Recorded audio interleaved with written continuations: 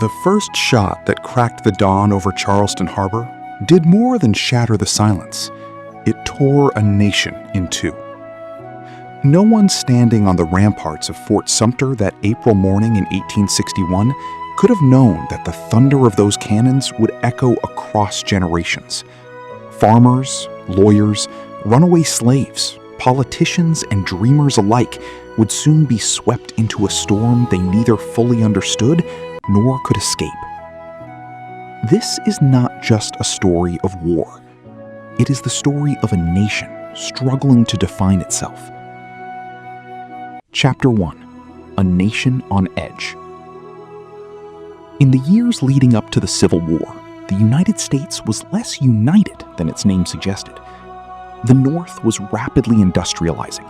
Railroads stretched like steel veins across the land. Factories roared with new machines, and cities swelled with immigrants chasing opportunity. Meanwhile, the South remained deeply rooted in an agricultural economy powered by enslaved labor.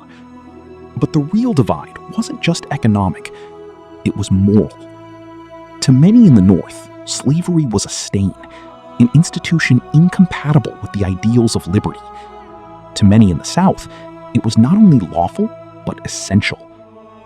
And somewhere in the middle, politicians tried desperately to hold everything together. They failed. Chapter 2: The Breaking Point. The election of Abraham Lincoln in 1860 was the spark that ignited the powder keg. Lincoln didn't campaign on abolishing slavery where it already existed, but he opposed its expansion. That alone was enough for Southern states to see him as a threat. South Carolina moved first. Within weeks, states began to secede, forming what would become the Confederate States of America. Washington watched. The world watched. And still, no one truly grasped how far things would go. Chapter 3: Fort Sumter. Major Robert Anderson knew his position was untenable. Stationed at Fort Sumter, surrounded by Confederate forces, he had limited supplies and no clear orders that could save him. Still, he held the fort, not just physically, but symbolically. When Confederate guns opened fire on April 12, 1861, it wasn't just an attack on a military installation. It was a declaration. War had begun. Chapter 4: Ordinary People, Extraordinary Times. War doesn't begin with generals. It begins with people. A young farm boy in Ohio who had never held a rifle. A formerly enslaved man in Virginia who saw the conflict as a chance for freedom. A Southern mother watching her sons march away, unsure if she would ever see them again. They didn't know they were stepping into history. They only knew they had no choice. Chapter 5: The Illusion of a Short War. At first, both sides believed the war would be brief. Politicians spoke confidently. Newspapers promised quick victories. Soldiers marched off with bands playing and crowds cheering. Then came the first real battle. And everything changed. Chapter 6: The First Bloodletting. Bull Run. They came with picnic baskets. That's how unprepared America was for what it had unleashed. In July 1861, just months after Fort Sumter, crowds from Washington traveled out toward Manassas Junction to witness what many believed would be a decisive Union victory. Congressmen, civilians, even families gathered on hills with blankets and wine, expecting spectacle, not slaughter. What they saw instead would haunt the nation. The Union Army, green and poorly coordinated, advanced with confidence. Across the field stood Confederate forces, equally inexperienced but fiercely determined. At first, it seemed like the Union might break through. Then everything shifted. A Confederate brigade, led by a relatively unknown officer named Thomas Jonathan Jackson, held firm against repeated assaults. "There stands Jackson like a stone wall," someone shouted. The name stuck. So did the consequences.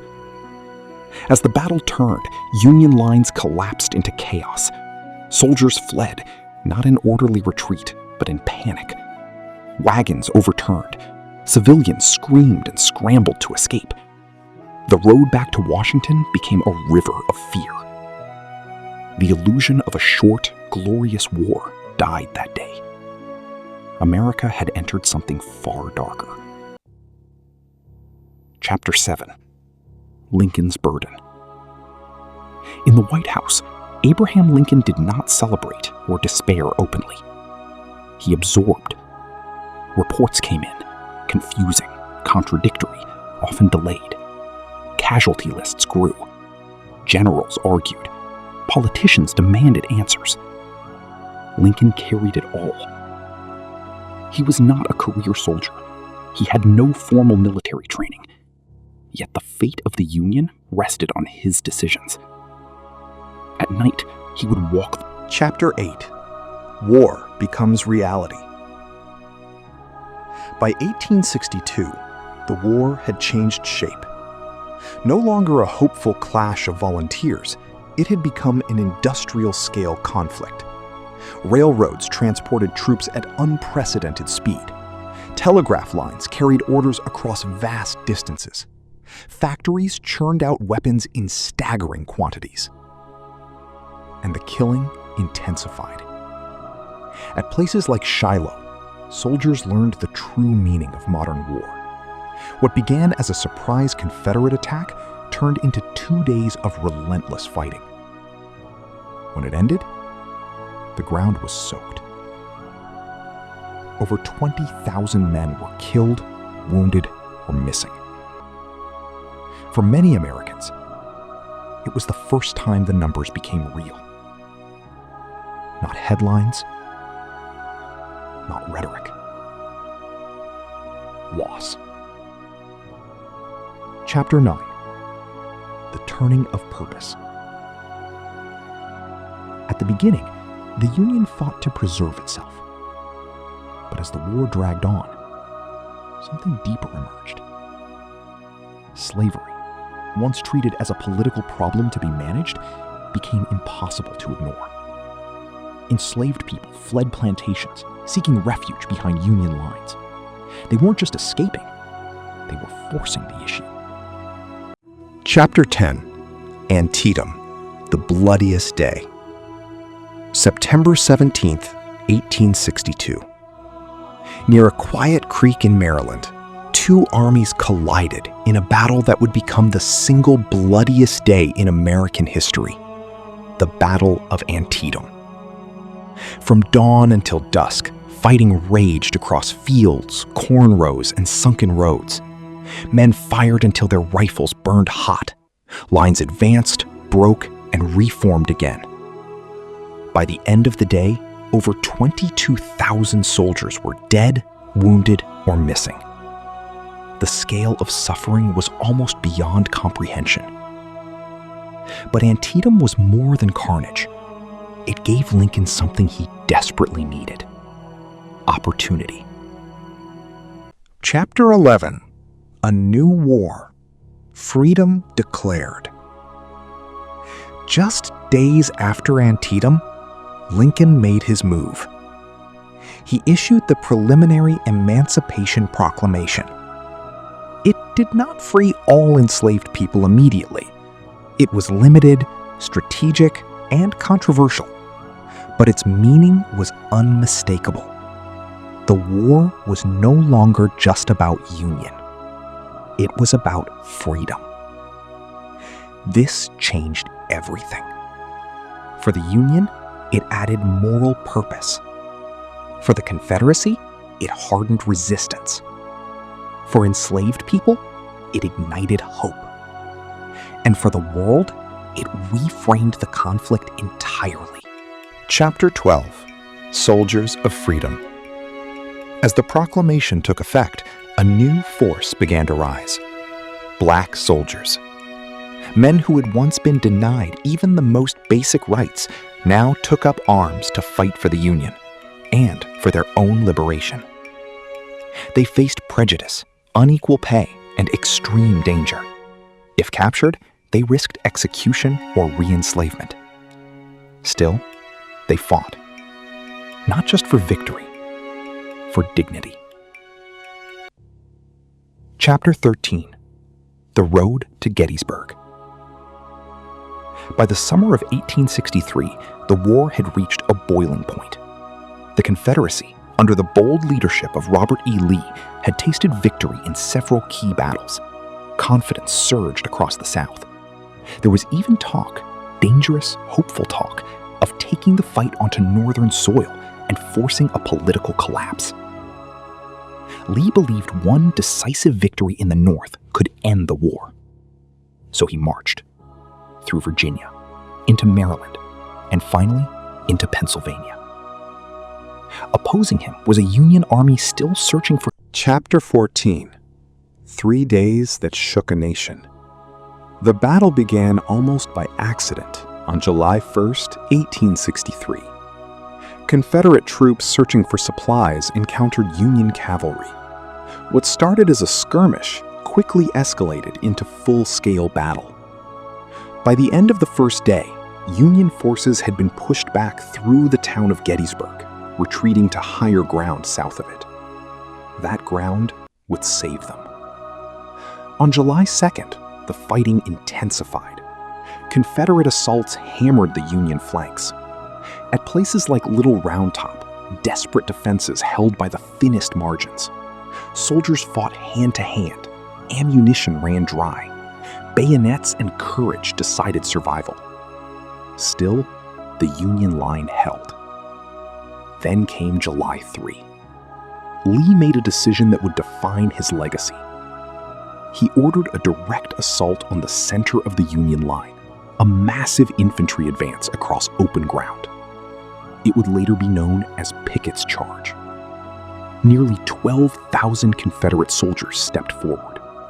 They marched with discipline, flags waving, drums echoing. And they were cut down. Artillery tore through their ranks. Rifle fire ripped the lines apart. Men fell in waves, yet still they advanced. Until they couldn't. The attack failed. Decisively. Gettysburg was over. And with it, the Confederacy's best chance at victory. Chapter 15: The Words That Endured. Months later, President Abraham Lincoln stood on that same ground. The battlefield had become a cemetery. Rows upon rows of graves marked the cost of those 3 days. Lincoln was not the main speaker that day.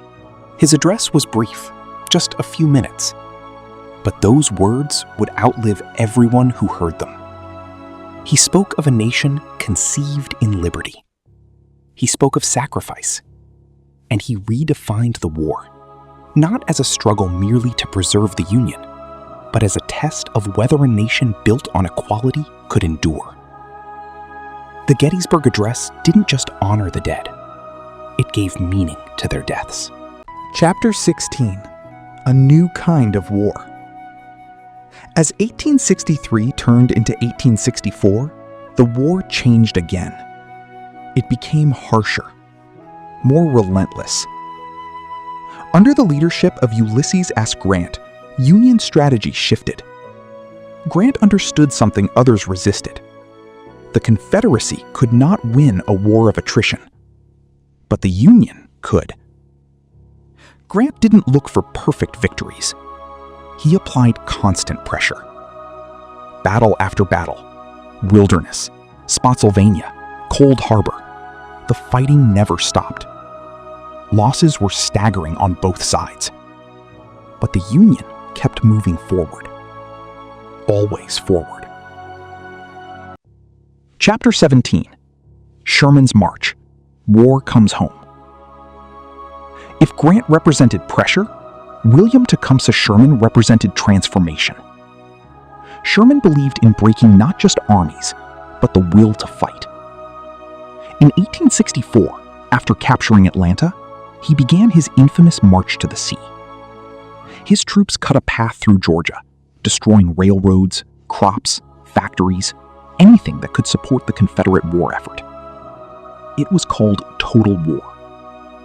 To some, it was necessary. To others, it was ruthless. To those who lived through it, it was unforgettable. Chapter 18. The war nears its end. By early 1865, the Confederacy was collapsing. Resources were gone. Cities were falling. Armies were exhausted. Grant's forces closed in on Richmond, the Confederate capital. Lee's army, once unstoppable, was now starving, shrinking, and surrounded. The end was no longer a question of if, only when. Chapter 19. Appomattox, the final act. In April 1865, in a small village in Virginia, it ended. Lee met Grant at Appomattox Courthouse. There was no grand battlefield, no dramatic final charge. Just two men in a quiet room deciding the fate of a nation. Lee surrendered. Grant offered generous terms. The war, at last, was over. Chapter 20. The cost of survival. The Union was preserved. Slavery was destroyed. But the cost? Over 600,000 lives. Cities in ruin. A nation deeply scarred. And yet, something endured. The idea that the United States was not just a collection of states, but a single nation. Hard won, fragile, and forever changed.